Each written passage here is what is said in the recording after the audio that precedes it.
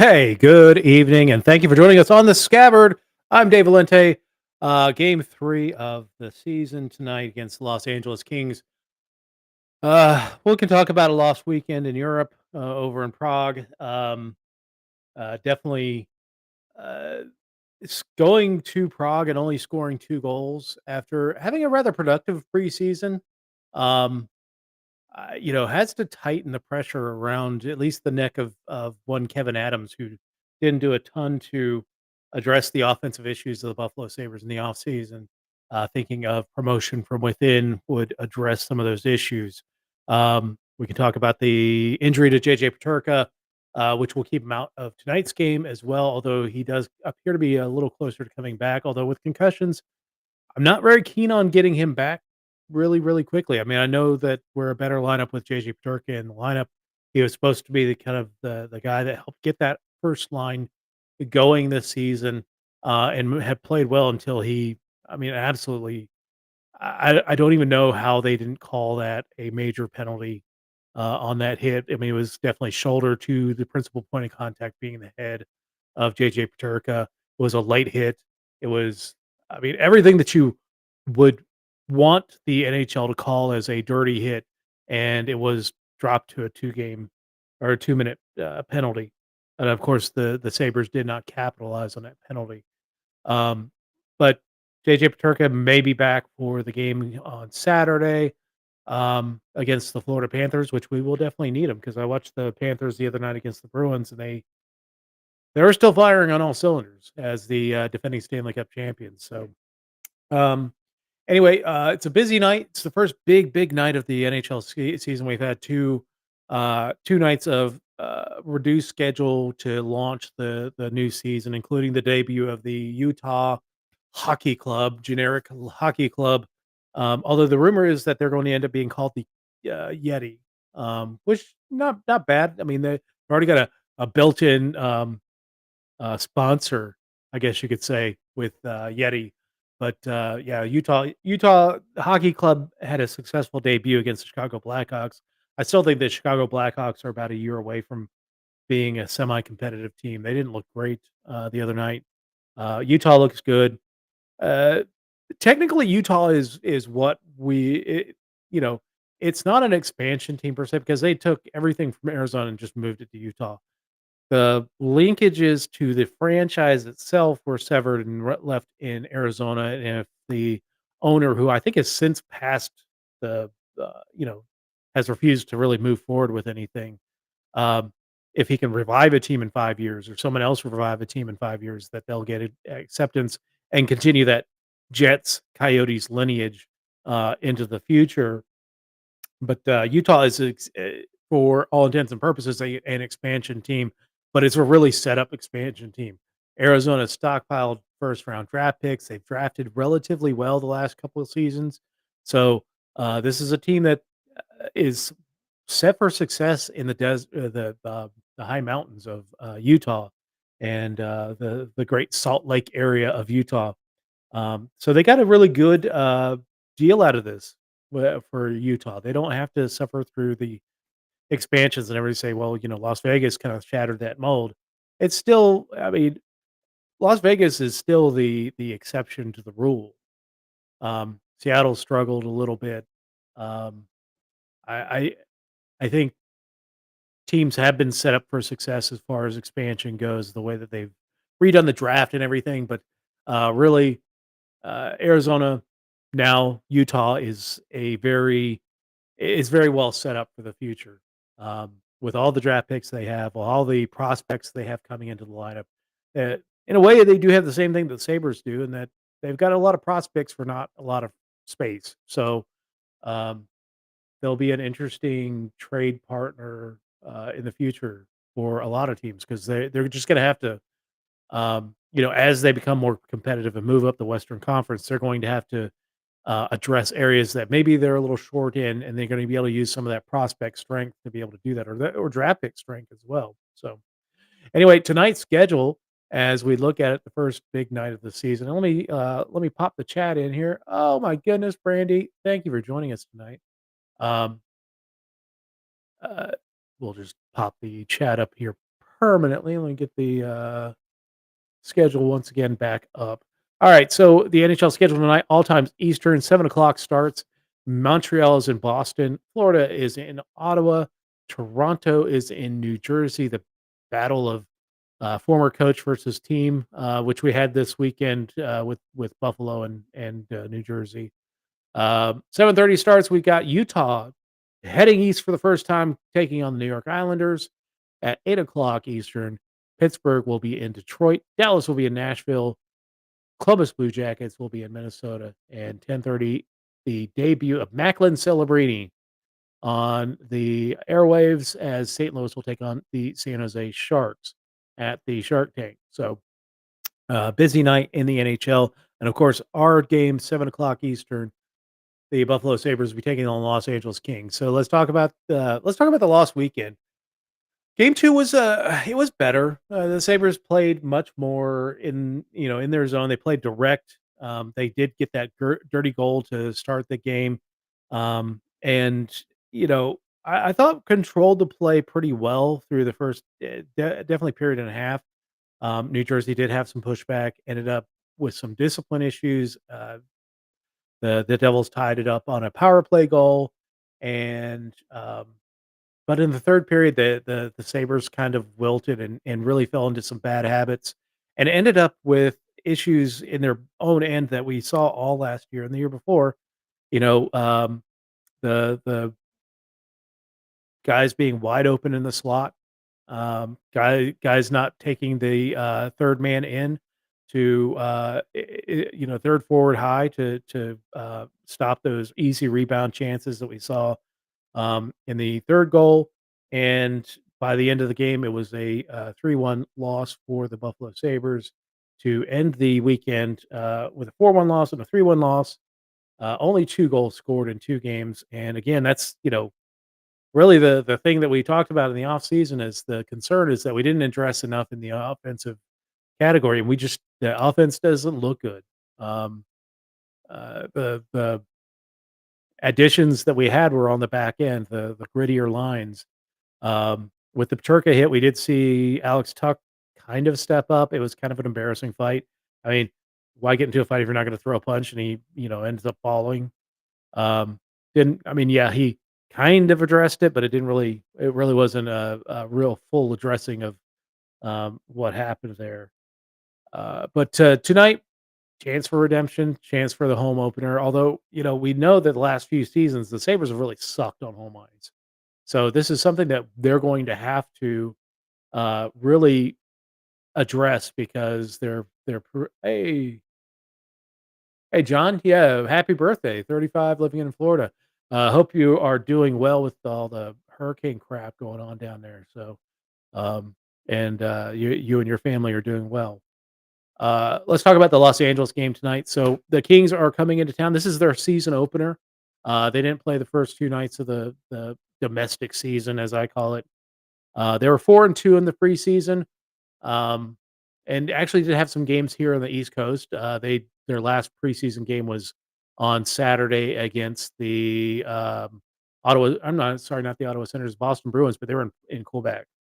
And or no, it's Florida. I'm sorry. They played the Florida Panthers. They were in Quebec. Boston was the game before that.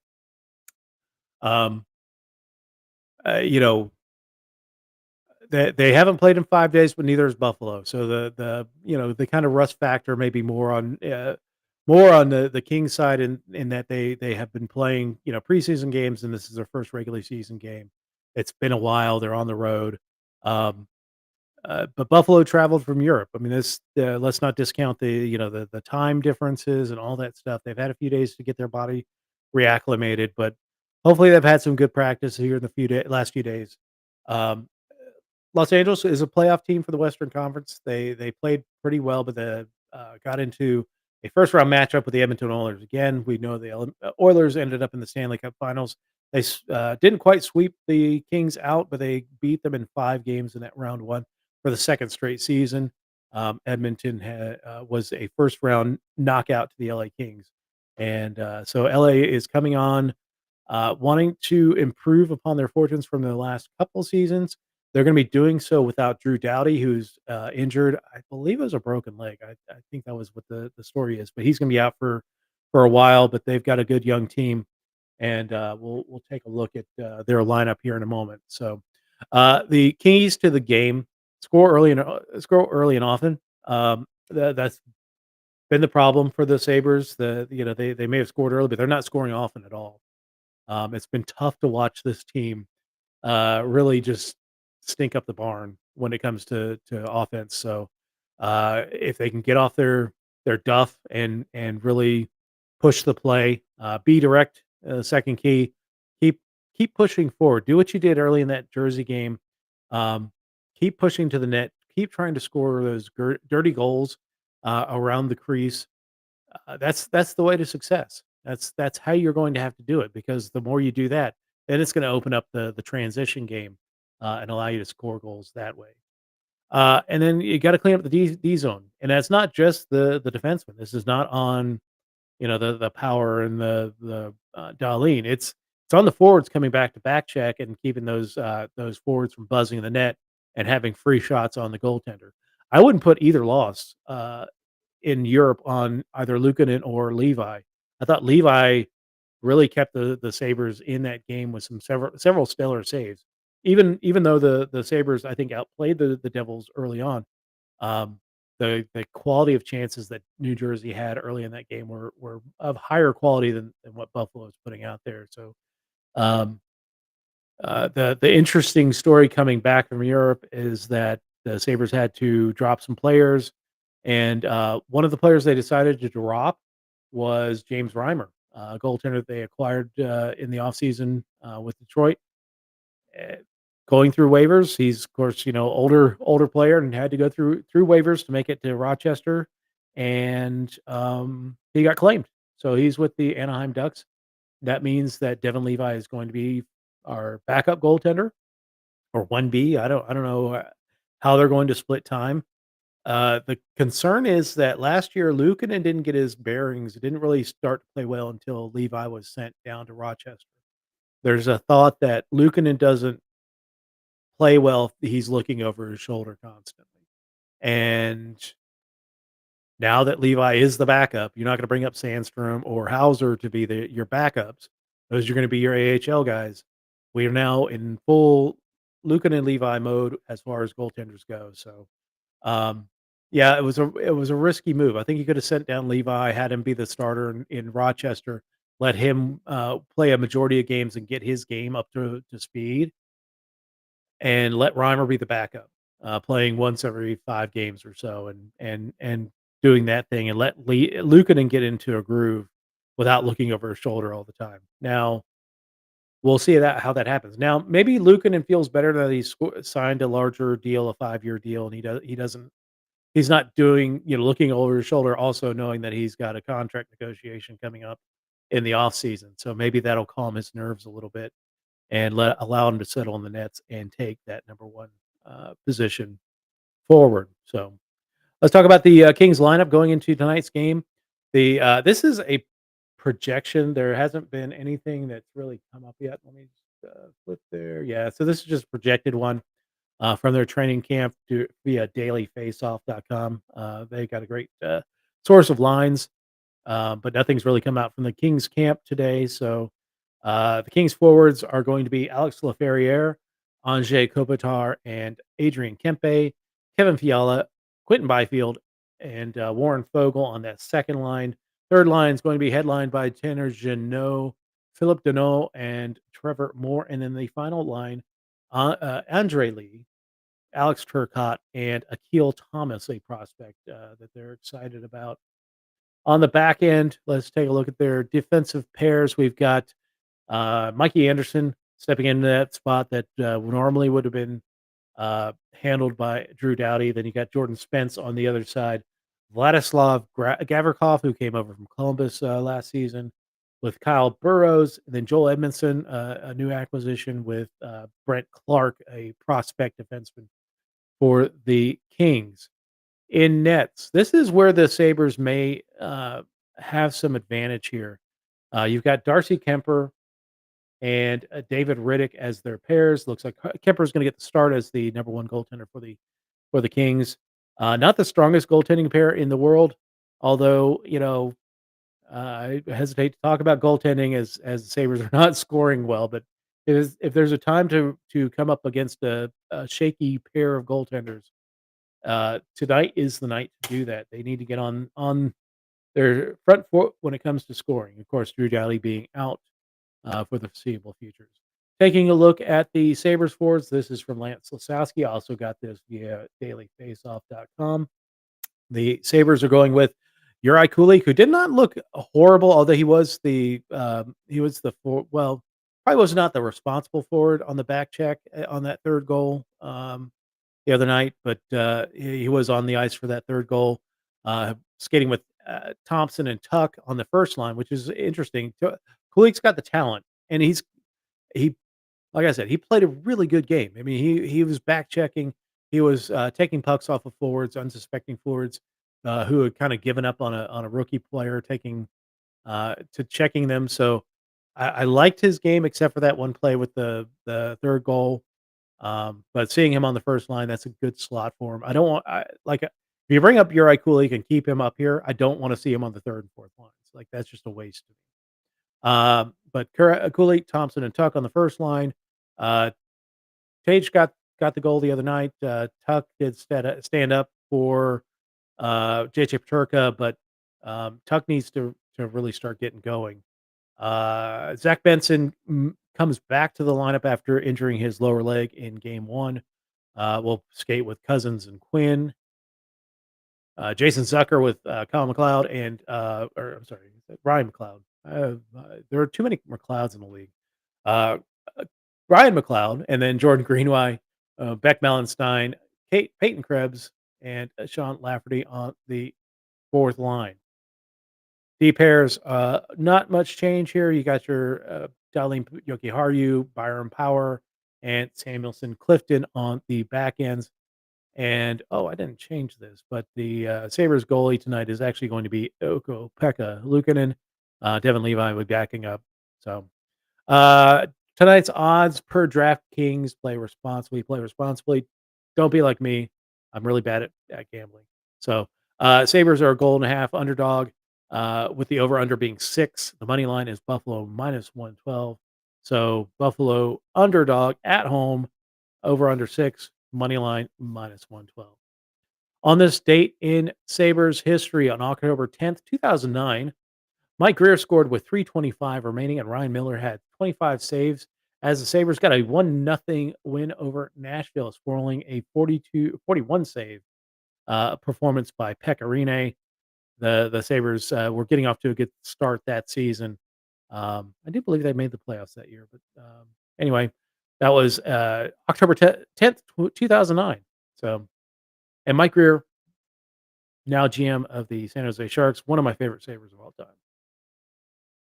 The week ahead, we've got Saturday. Florida will be in town to take on the Sabres. Panthers looked really good the other night on Tuesday night. They play tonight. We'll see how they come into fairly new looks Ottawa Senators.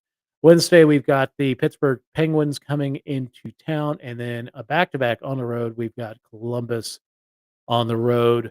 I won't actually be able to watch that game because, stupidly, Pittsburgh has named Columbus as the blackout market for where I live, so I won't be able to watch the Columbus game. But I will do a show just for you. So, um, next episode, Saturday night, 6 p.m. Eastern, as we take on the Florida Panthers at home.